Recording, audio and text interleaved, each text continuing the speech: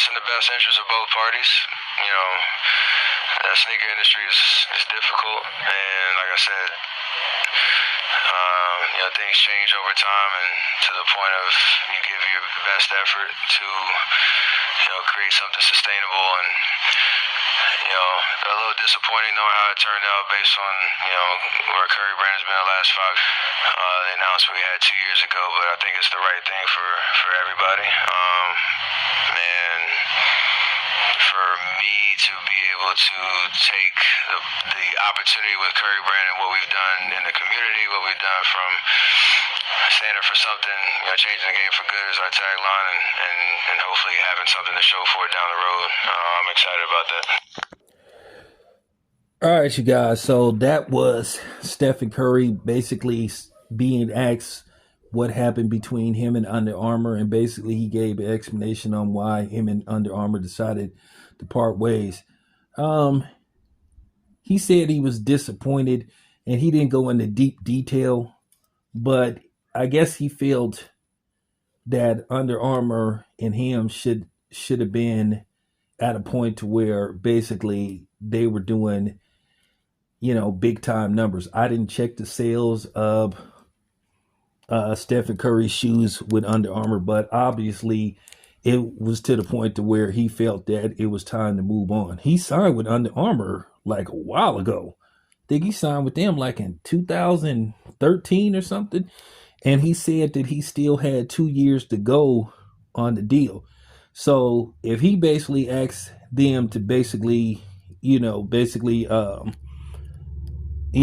out his contract, that means that he wasn't happy with them, and maybe they wasn't happy with him, because basically they willingly let him leave.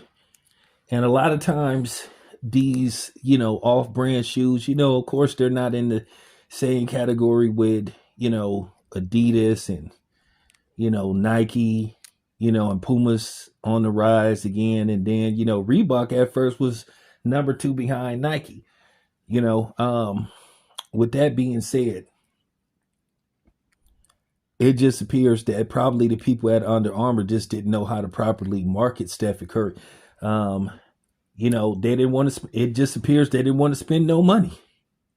And you got to understand, when you got a guy the caliber of Stephen Curry, you want to spend some money.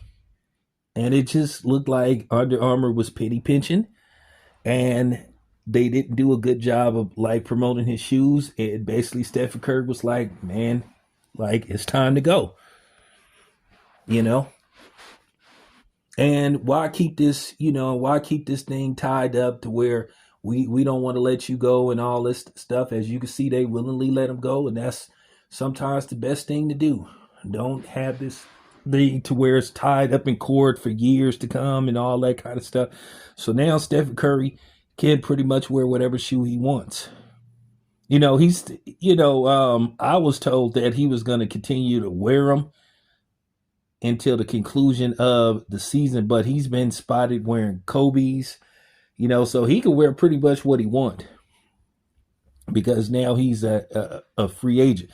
Now, I don't know why Reebok ain't making a move, or Nike may make a move. I'm pretty sure Adidas has interest, and then there's Puma. If I'm Reebok, I might would break the bank for Stephen Curry, because Reebok, due to the fact that they both have Shaquille O'Neal and Allen Iverson, 2 of the top 75. And if they can get somebody from the top 75 as well to wear Reeboks, then who knows? But a lot of times you look at these companies, here's the thing. Adidas, they willing to spend some money. They done went full steam ahead with making Anthony Edwards the face of their brand. And, Nike gonna be Nike. That's just the bottom line. But, Under Armour, like I said, that was a off-brand. And they had the opportunity with Stephen Curry, one of the greatest players that ever lived, arguably the greatest shooter that ever lived. And to me, they just blew it. So now with Stephen Curry, is just on to the next. And I wish him the best. But, You know, if, like I said, if I'm Reebok, I'm calling a meeting with Stephen Curry's agents immediately. We don't know how much longer we're going to see Stephen Curry, but the remaining 2 or 3 years we may have Stephen Curry, hey, make a move. But anyway, this your boy Tam. I'm out.